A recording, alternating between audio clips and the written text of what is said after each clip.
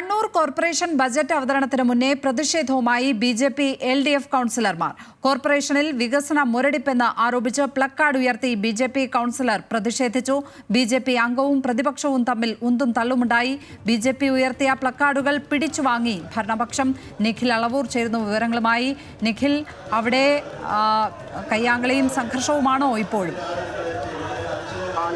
ഇപ്പോഴേതായാലും ഈ കയ്യാങ്കളിയും സംഘർഷവും അവസാനിച്ച് ബജറ്റ് അവതരണം ആരംഭിച്ചിട്ടുണ്ട്.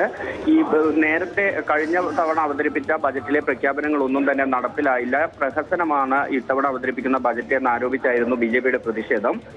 ഒരേ ഒരു ബി.ജെ.പി. കൗൺസിലർ മാത്രമാണ് കണ്ണൂർ കോർപ്പറേഷനിലുള്ളത്, പള്ളിക്കുന്ന് ഡിവിഷനിൽ നിന്നുള്ള ഷൈജു ബജറ്റ് അവതരണം മുതൽ തന്നെ പ്ലക്കാർഡ് ഉയർത്തി ഈ ബജറ്റിനെതിരെ പ്ലക്കാർഡ് ഉയർത്തി പ്രതിഷേധം അറിയിച്ചിരുന്നു. ഇതിന് സമാന്തരമായി ഈ ബജറ്റ് നടക്കുന്ന ഹാളിന് പുറത്ത് ബി.ജെ.പി. പ്രവർത്തകരും പ്ലക്കാർഡുകൾ എന്തി പ്രതിഷേധവുമായി എത്തി.